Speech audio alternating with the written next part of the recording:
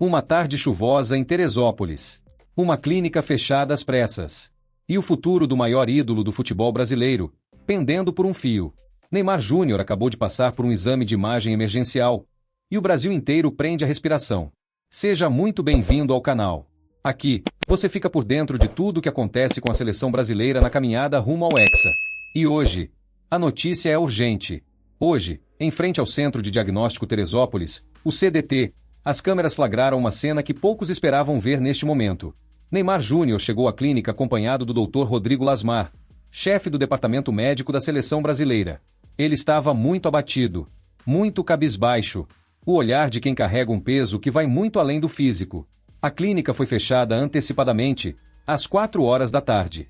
Pacientes com consultas agendadas foram contatados e tiveram seus horários remarcados. Tudo para garantir um ambiente de privacidade ao craque neste momento delicado. Neymar ficou por cerca de 1 hora no local. Apenas os funcionários tiveram contato direto com o atleta. Ao sair, ele retornou imediatamente à Granja Comari. E agora? Aguarda o resultado. Mas vamos voltar um pouco no tempo para entender como foi esse dia, que prometia ser histórico por razões bem diferentes. Os 23 atletas já convocados pelo técnico Carlo Ancelotti se apresentaram na Granja Comari e passaram por uma extensa bateria de exames e testes físicos. O objetivo era claro: avaliar o desgaste de cada jogador, identificar possíveis riscos de lesão e traçar um plano de carga individualizado para cada um deles, à medida que a Copa do Mundo de 2026 se aproxima. Vale lembrar que 3 convocados ainda estão na Europa. Gabriel Martinelli, Gabriel Magalhães e Marquinhos se preparam para a final da Champions League, e por isso não estavam presentes neste primeiro dia de atividades. Entre os 23 atletas que passaram pelos exames, um caso em especial acendeu o sinal de alerta na Confederação Brasileira de Futebol. Neymar Júnior. O camisa 10 chegou à Granja Comari por volta das 11 horas e 40 minutos, de helicóptero. Foi o último dos convocados a se juntar à concentração. Almoçou com o grupo. Passou pelos testes iniciais. E foi aí que o alarme soou com mais força. A CBF já acompanhava a situação da panturrilha de Neymar há algum tempo. O problema surgiu no jogo contra o Coritiba, véspera da convocação. Desde então, o atleta não voltou a treinar com bola. Todas as atividades foram restritas a trabalhos de fortalecimento na academia. E hoje, nem isso. Neymar foi totalmente preservado enquanto o resultado do exame não fosse conhecido. O ponto central é o seguinte: havia uma divergência de informações entre o Santos e a Confederação Brasileira de Futebol. O clube transmitia uma visão sobre a gravidade da lesão. A CBF, por sua vez, já desconfiava que a situação poderia ser mais séria do que era apresentado. E para acabar com qualquer dúvida, a decisão foi tomada: exame de imagem imediato, feito pela própria estrutura médica da seleção. E é aqui que a coisa fica realmente séria. A suspeita do departamento médico da CBF é de uma lesão muscular de grau 2 na panturrilha de Neymar. Sabe o que isso significa na prática?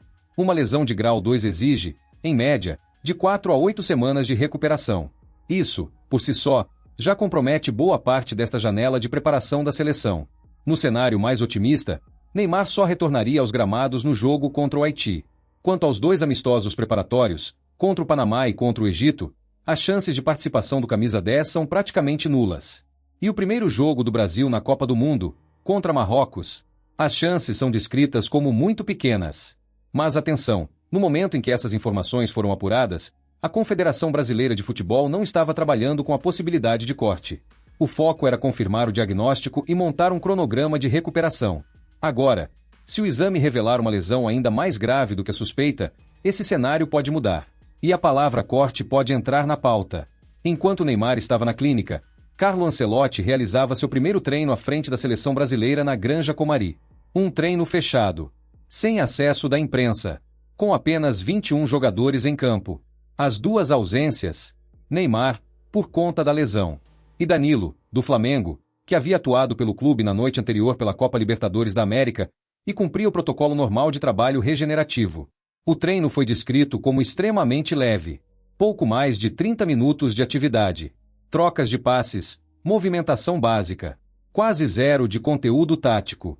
A ideia era simples: tirar o peso da viagem das pernas dos atletas e iniciar o processo de adaptação ao ambiente da seleção e à metodologia de Ancelotti.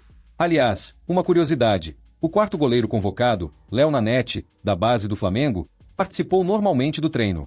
Ele não está na lista para disputar a Copa do Mundo, mas fará parte de todos os treinamentos, como parte da metodologia de trabalho do novo treinador. Há ainda um desafio logístico importante que a comissão técnica de Ancelotti precisa enfrentar nos próximos dias. O elenco chega a Teresópolis em condições físicas completamente diferentes entre si. Alguns jogadores vinham de férias.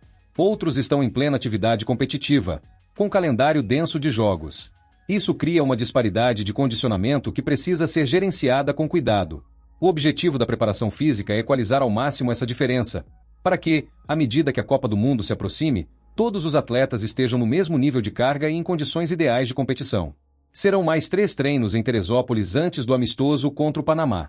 Os trabalhos estão programados para quinta, sexta e sábado, no período da manhã. A intensidade vai aumentando progressivamente a partir daí. Neymar não deve participar de nenhuma dessas atividades. Ele será preservado durante toda a passagem da seleção pela Serra Fluminense. Danilo, por sua vez, já deve se reintegrar ao grupo na segunda atividade. Antes de encerrar, vale uma reflexão que vai além das 4 linhas. Você pode gostar ou não do Neymar, pode torcer ou não pelo camisa 10. Mas nesta hora, é impossível não reconhecer o peso humano dessa situação.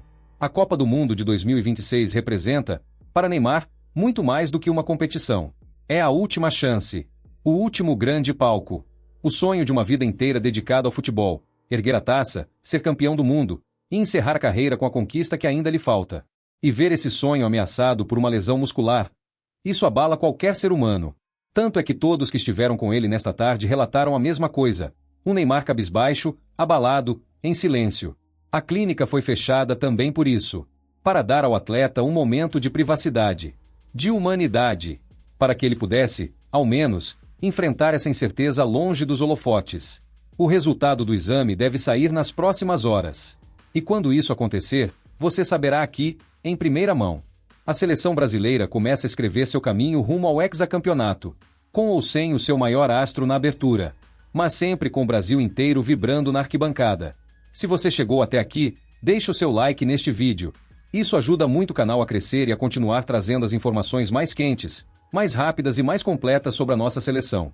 E se você ainda não se inscreveu, clica agora no botão de inscrição e ativa o sininho de notificações. Assim você não perde nenhuma atualização sobre essa caminhada histórica rumo ao Hexa. Eu volto com mais novidades assim que o diagnóstico for confirmado. Até lá!